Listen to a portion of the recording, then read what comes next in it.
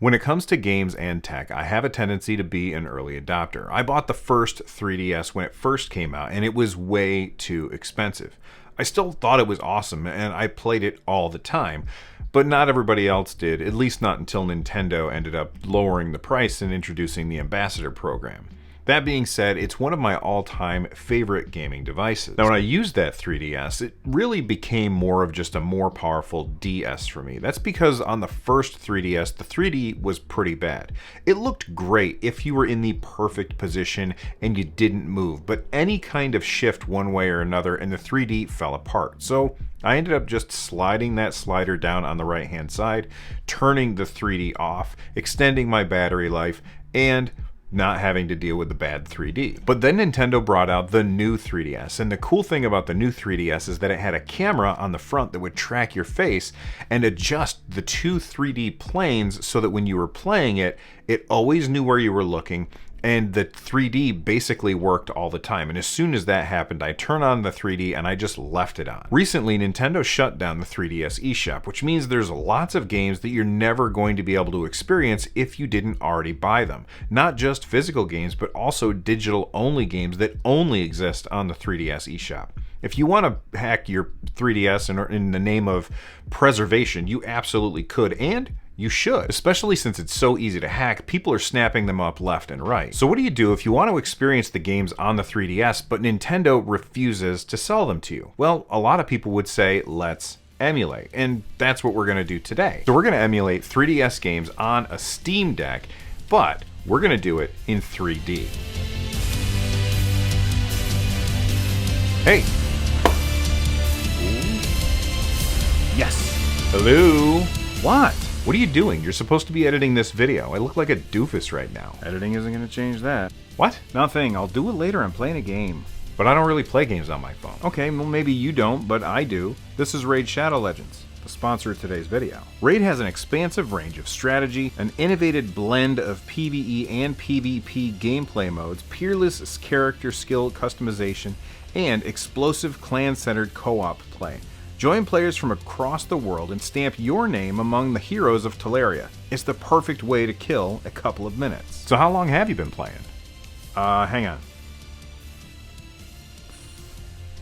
4 hours? Wow, the graphics are pretty good on this. I like the animations too. Oh, absolutely. And in April, they're doing an egg hunt where you can hunt for dragon eggs. Players who downloaded the game this year have a chance to win in-game items ranging from legendary raid champions to Amazon gift cards simply by going to egghunt.plarium.com, entering their player ID and hunting down the dragon. And if you've been playing for a while, you won't be left out. There'll be a special promo code for a small gift. New players, you can use my link or you can scan the QR code somewhere up there and you can get a free starter pack with this cool in-game loot.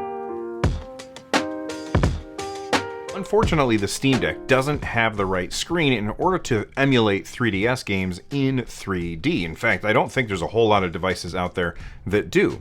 You see, the top screen of the 3DS is an audio stereoscopic display, which means it can display two images at the same time, and you put those two images at the exact right distance away from each other. Our eyes interpret that as a three-dimensional image, which is really cool.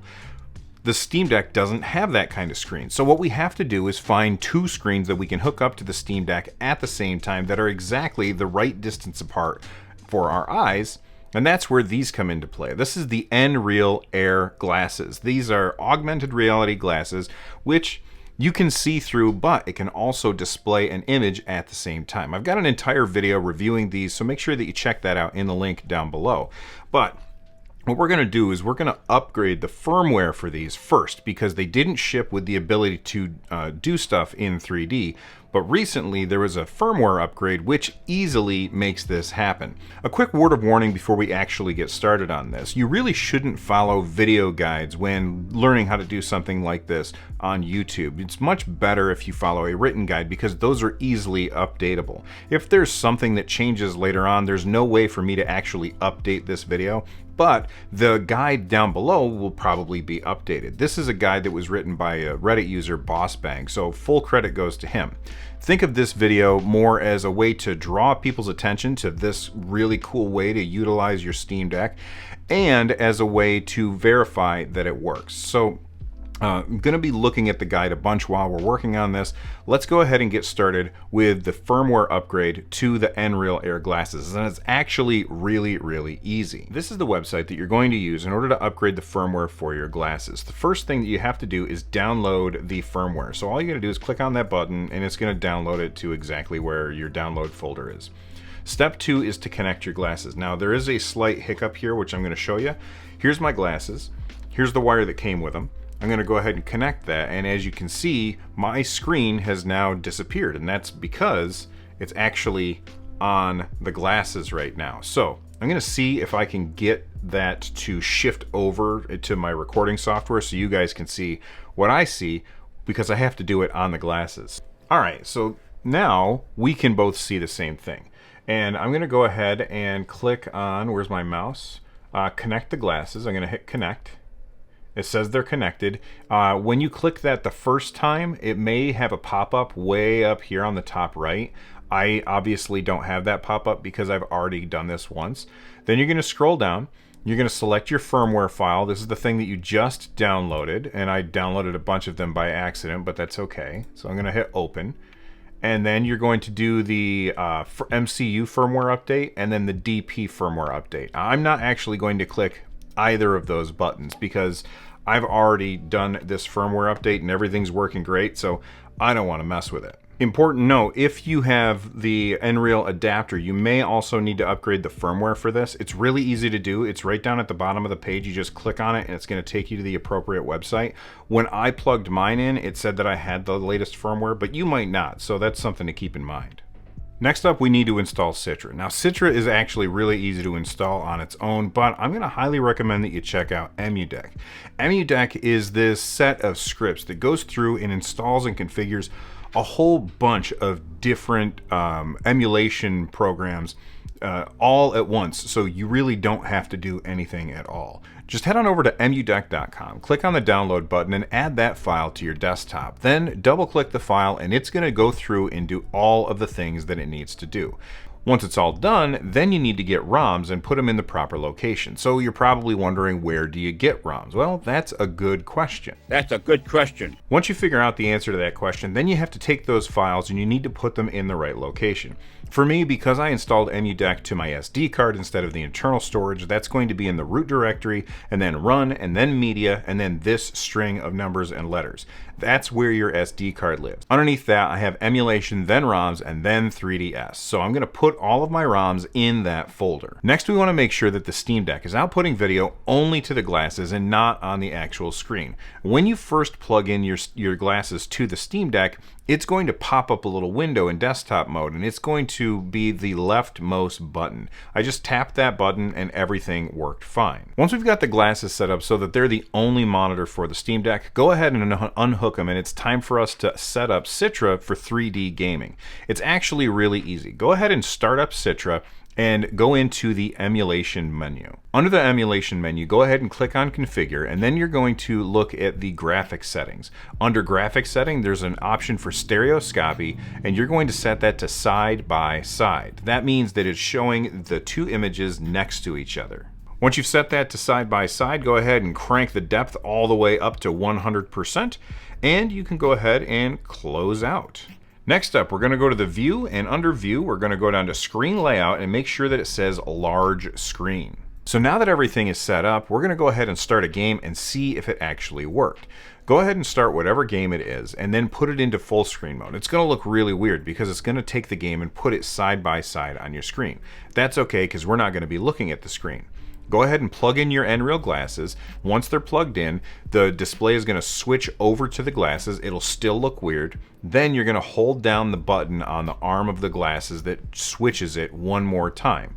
After it switches, bam, you should see 3D, and it looks awesome. It's absolutely amazing how awesome it looks on the glasses. I am blown away every time I do it.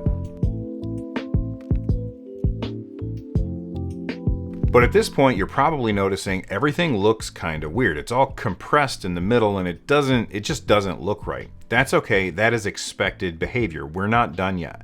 That was just a test to see if the 3D was working.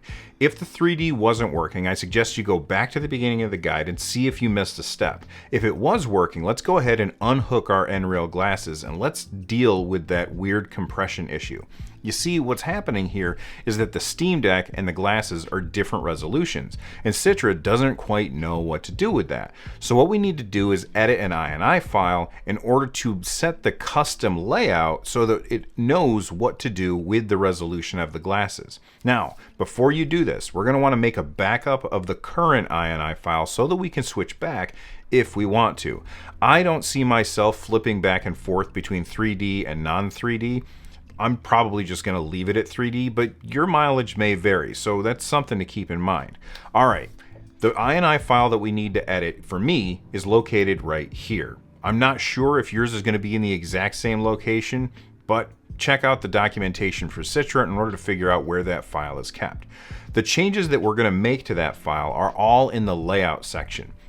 I've linked all of the changes in the description down below so you can follow it to Boss Bang's guide on how to do this. Just make sure you copy all that stuff in there exactly the same, and it should be all set. You're going to end up saving that INI file, and then you're going to start up Citra again, load your game up, put on the glasses, and you are going to be all set. It's all going to work, and you're going to be able to play all of your 3DS games on a huge 3DS screen, and it's absolutely crazy how amazing this looks. So let me know what you guys think in the comment section down below. But before you get out of here, make sure you check out this video right here. It is the latest episode of my new podcast, the NerdNest podcast, where myself and a whole bunch of friends get together and we talk all about gaming news. So make sure that you guys check that out. And from the NerdNest, I'm Bill. Stay rad, everybody.